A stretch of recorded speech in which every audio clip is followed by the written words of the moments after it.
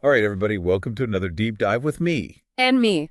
And today we're going to be looking at Cynthia Erivo. Yeah, you know her, you love her, but you're about to know her even better. Yeah, because we're going to be going beyond Harriet. Oh, absolutely. Much more than Harriet today. And, she's a force of nature. She is. EGOT winner, we're going to be looking at how she got there. Yeah, and it's an incredible journey. It is from stage to screen to music. The whole thing. Think about it. She's played everyone from Sister Mary Clarence to Aretha Franklin to Elphaba. That's some range. It is. And it's interesting. Yeah. Even early in her career, she was drawn to these larger-than-life roles.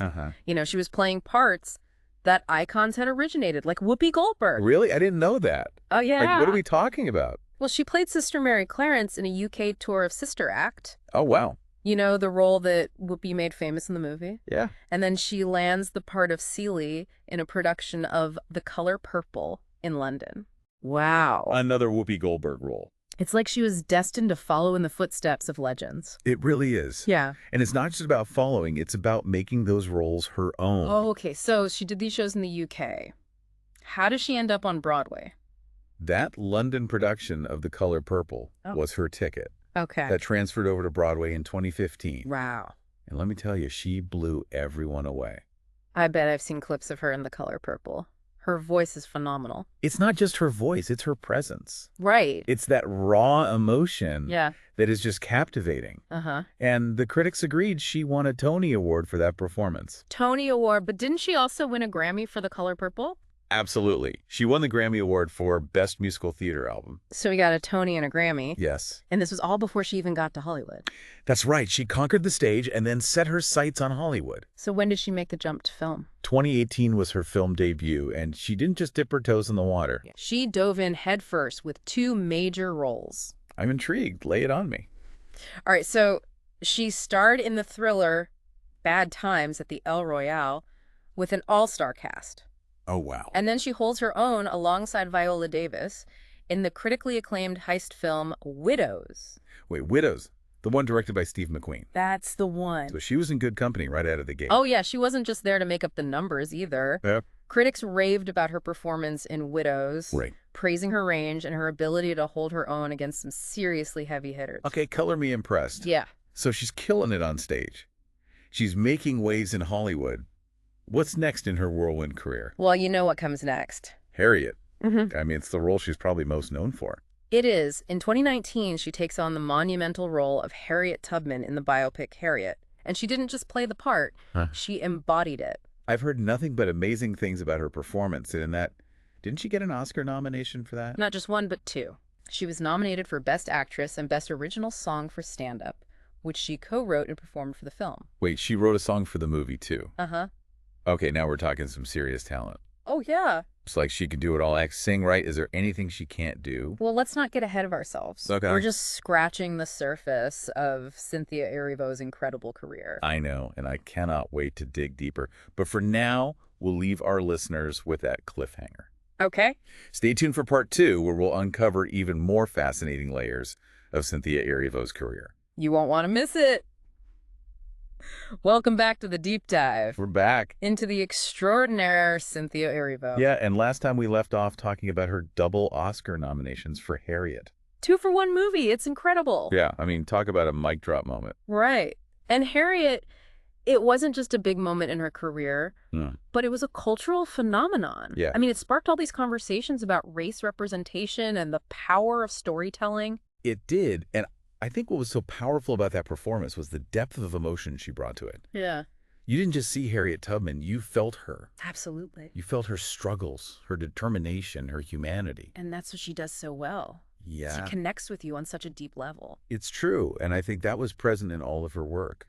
Think about her role as Celie in The Color Purple.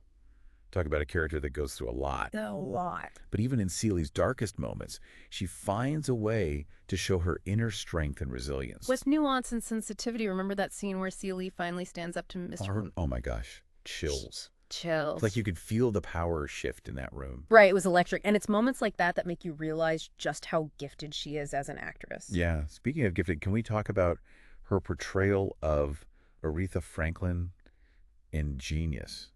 Oh my I mean, goodness. Queen of Soul. Those are some big shoes to fill. She crushed it. She embodied Aretha's essence, the vocal power and the vulnerability. Right. And you know what? She even earned an Emmy nomination for that performance.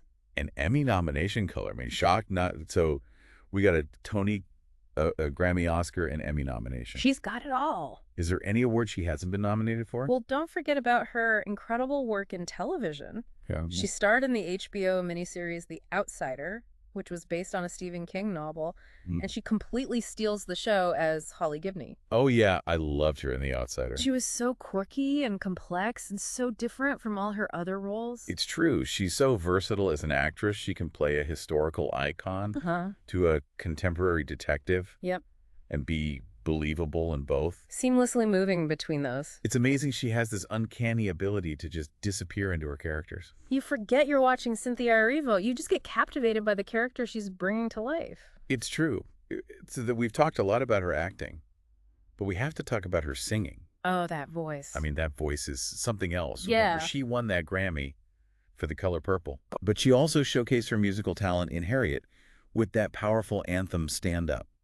Right. And not only did she perform it, Yeah. she co-wrote it. She did. She co-wrote it. She's a creative powerhouse. She is. And let's not forget about her solo album, C21V's One. So good. I mean, I have been listening to it nonstop, and her voice is pure magic. Pure magic, incredible range from belting it out to those soulful and vulnerable moments. It's true. It's like she can do it all acts, sing, write, compose. Is there anything this woman can't do? Well, she can't make us a cup of tea right now. That's true. Well, we'll let her off the hook for that one. We will. But okay, so we've covered her stage work, her film career, her music. Yeah. What else is there to know about this incredible woman? Believe it or not, we've only just scratched the surface. Okay, I'm ready. Did you know that she even lent her voice to the live-action Pinocchio movie? Wait, hold on. Pinocchio, seriously. Seriously. What part did she play? The Blue Fairy, of course. Oh my goodness, a blue fairy. Who else could bring that kind of magic to the role? It's true. Okay, so now I'm really starting to think there's nothing she can't do. Right, and to top it off, she starred as Elphaba in the film adaptation of Wicked, Oh my God. alongside Ariana Grande. Wicked. That must have been epic. Can you imagine the vocal powerhouse in that movie? I bet she absolutely killed it as Elphaba. She did. Her performance of Defying Gravity was breathtaking. Oh my goodness, I got chills just thinking about it. She was born to play that role. You know, I think what's most inspiring about Cynthia Erivo is not just her talent, but her fearlessness. She's not afraid to take on challenging roles, to push boundaries, to use her platform to speak out about important issues. Absolutely. She's a role model. She is. Paving the way for a new generation of artists. And it's incredible to think about how much she's accomplished, and she's still so early in her career. I know, it makes you wonder what could possibly be next for someone who's already achieved so much. That is the question, isn't it? Yeah. But I have a feeling whatever she does next, it's going to be amazing. Oh, I have no doubt about that. And, you know, it's not just about what she does next. It's about the impact she's already having. It's true. I mean, she's changing the face of Hollywood. Yeah. She's inspiring countless people, and she's proving that anything is possible if you have the talent, the drive, and the courage to pursue your dreams. Couldn't have said it better myself. And on that note, we'll leave you to ponder the incredible legacy of Cynthia Erivo. Stay tuned for part 3, where we'll delve even deeper into the themes and messages behind her work. You won't want to miss it. All right, welcome back, everyone. We've spent the last 2 parts really kind of geeking out over Cynthia Erivo's career. Yeah, from stage to screen and her music and everything in between. Yeah, and now for this final part, we're not just going to list achievements. We're going to unpack some of the deeper themes and messages that run through her work. Okay, so we're getting philosophical. A little bit. So what are we talking about here? Well, one that I think jumps out right away is empowerment. I mean, think about the roles she's chosen. Celie in The Color Purple, Harriet Tubman in Harriet, even Elphaba in Wicked. They're all about women finding their voice and overcoming obstacles and really defying expectations. You're right. I hadn't thought about it like that. But there's definitely a through line there. She's drawn to these strong, resilient characters. Exactly. And I think it's more than just coincidence. She's really intentional about the story she wants to tell. Yeah. She's really using her platform to kind of amplify the voices of women, particularly women of color who have often been marginalized. That's so powerful. It is. It's one thing to be a talented performer, Right. but it's another level to use your talent to really make a difference in the world. And that's what she's doing. She's not just entertaining. She's inspiring She's challenging norms. Yeah. She's pushing boundaries. You know, earlier we talked about her fearlessness. Yeah. And I think that ties directly into this whole idea of empowerment. You know, she's not afraid to be herself, to speak her truth, to take on these roles that challenge her and make people think. Absolutely. And that fearlessness isn't just limited to her acting choices. She's also been very vocal about social justice issues. Yeah. Using her platform to advocate for equality and representation. She's not afraid to use her voice both on and off the stage. Yes, right. And I think that's what makes her such a powerful role model, especially for young women. Oh, absolutely. So we've talked about empowerment, representation, social justice, anything else. Well, one that I find really fascinating is the idea of transformation.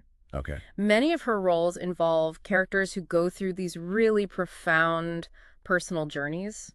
You know, they start in one place and they end up somewhere completely different. Give me an example. Okay. Think about Celie in The Color Purple. Okay. She starts as this really timid, abused young woman. Right. But by the end of the story, she has found her voice, her strength, her independence. It's this total transformation.